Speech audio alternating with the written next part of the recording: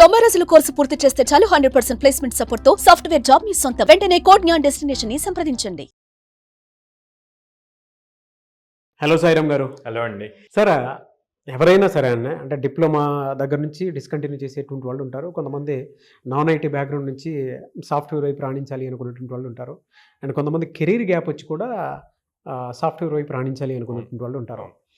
And online అయినా సరే, offline అయినా సరే కొన్ని రోజులు కోర్స్ నేర్చుకొని స్వతహాగా మీలాంటి వాళ్ళ దగ్గర ఏంటంటే ప్లేస్మెంట్ సపోర్ట్ 100% ఉంది కాబట్టి, అసిస్టెన్స్ 100% ఉంది కాబట్టి మీలాంటి వాళ్ళ దగ్గర నేర్చుకోవాలనుకునేటువంటి వాళ్ళు ఉంటారు. సో ఏ ప్రోగ్రామ్ నేర్చుకుంటే బాగుంటుంది, the same time non IT background నుంచి వచ్చేటువంటి వాళ్ళకి ఎలా ఉంటుంది అసలు మీ దగ్గర?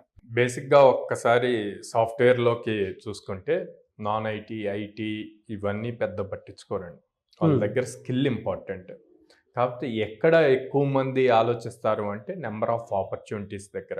ఓకే, ఐటీ వాళ్ళకి ఎక్కువ ఆపర్చునిటీస్ ఇస్తారు. ఎందుకంటే కంపెనీస్ ఏం బిలీవ్ చేస్తాయంటే వాళ్ళు ఆల్రెడీ ఐటీ చదివి ఉంటే వాళ్ళకి ఒక ఐడియా ఉంటుంది. సో మనకి ఎక్కువ ట్రైనింగ్ కాస్ట్ అవ్వదు లోపలికి తీసుకున్నాక అన్న పాయింట్లో వాళ్ళు ఆలోచిస్తారు.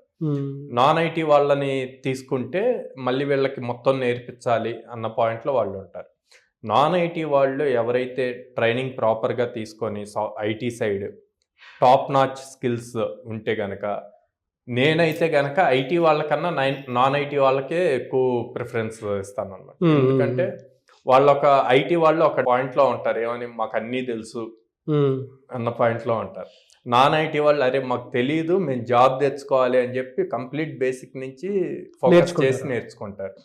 ఓకే, ఒకసారి ఇంటర్వ్యూకి వెళ్తే మీరు ఈవెన్ నేను చెప్పేదే అని కాదు, హిస్టరీ తీసుకుంటే ఏ కంపెనీలో తీసుకున్నా కూడా నాన్ ఐటీ వాళ్ళ ప్యాకేజెస్ ఎక్కువ ఉంటాయి. అంటే నాన్ ఐటీ ట్రిపుల్ ఈసీఈ ఇట్లా చదివి ఐటీలోకి వచ్చిన వాళ్ళ ప్యాకేజెస్ సిఎస్సి ఐటీ చదివిన వాళ్ళకన్నా ఎక్కువ ఉంటాయి. ఎందుకు అంటే వీళ్ళు ఆ డైలమాలో ఉంటారు, నాకు అన్నీ వచ్చు, నేను ఆల్రెడీ 4 years విన్నాను చదివాను అన్న పాయింట్లోనే ఉంటారు. వీళ్ళేమో నాకేం రాదు, నేను నేర్చుకోవాలని complete pin to pin base నుంచి నేర్చుకుంటారు. అందుకని వీళ్ళు ఎక్కువ ప్యాకేజెస్ క్రాక్ చేయగలుగుతారు. ఓకే, జనరల్గా సార్ అంటే కోడ్జ్ఞాన్లో నాన్ ఐటీ స్టూడెంట్ కనుక జాయిన్ అయితే any background, even basic degree చదువుకునేటువంటి వాళ్ళకైనా సరే ఎనీ డేస్ కోర్స్ కనుక నేర్చుకుంటే బెనిఫిట్ ఉండే అవకాశం ఉంటుంది. అండ్ ఆపర్చునిటీస్ ఎలా మీరు క్రియేట్ చేస్తారు వాళ్ళకి? సో మన దగ్గర నాన్ ఐటీ అయినా ఐటీ అయినా ఎవరికైనా 100 days ప్రోగ్రామ్ ఉంటుంది, 100 working days. సో ఇందులో వాడు 6 hours డైలీ కష్టపడాలి, 4.5 hours టీచింగ్ ఉంటుంది, 2 hours వచ్చేసేమో ప్రాక్టీస్ సెషన్ ఉంటుంది. అందరికీ కంప్లీట్ బేసిక్ నుంచి మళ్ళీ స్టార్ట్ చేసి చెప్తారు. వాళ్ళు కాలేజీలో ఏం నేర్చుకున్నారు ఏంటి అన్నది మనకు సంబంధం లేదు. ప్రాక్టికల్ కావాలి ఇండస్ట్రీకి, ప్రాక్టికల్గా ఇచ్చిన లాజిక్ని ఎన్ని వేస్లో వీళ్ళు సాల్వ్ చేయగలుగుతారు అన్నది కావాలి. సో అంతా బేసిక్ నుంచి నేర్పిస్తారు.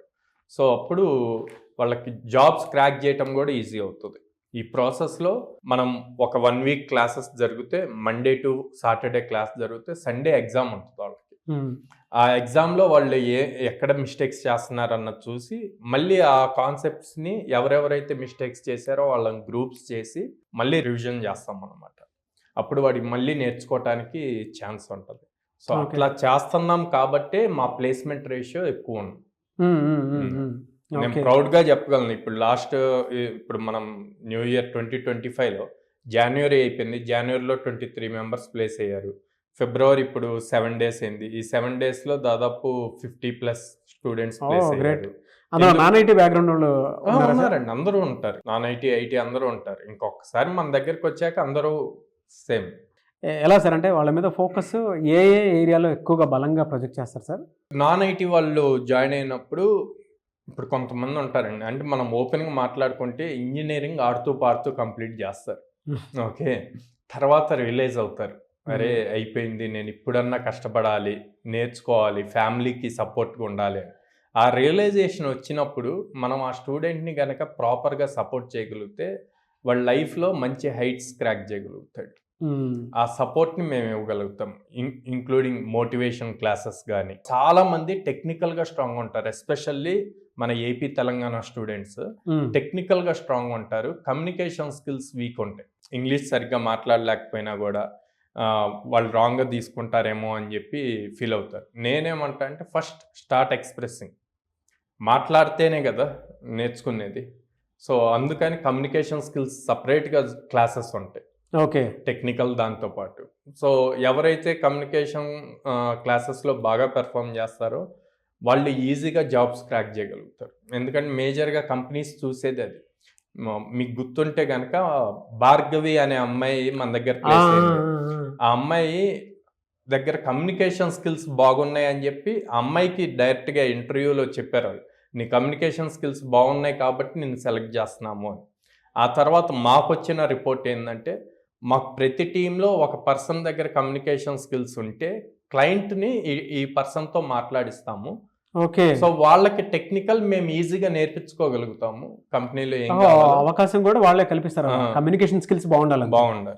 సో అందుకే ప్రతి స్టూడెంట్కి చెప్తాను, టెక్నికల్ స్కిల్స్తో పాటు కమ్యూనికేషన్ స్కిల్స్ కూడా ప్రాపర్గా ఉంటే మీ లైఫ్ చాలా బాగుంటుంది, ఈజీగా జాబ్ క్రాక్ చేయగలుగుతారు అని. ఓకే. ఒక స్టూడెంట్ ప్లేస్ అయితే అల్టిమేట్గా ఫ్యామిలీ మొత్తానికి హెల్ప్ అవుతుంది. ఎస్.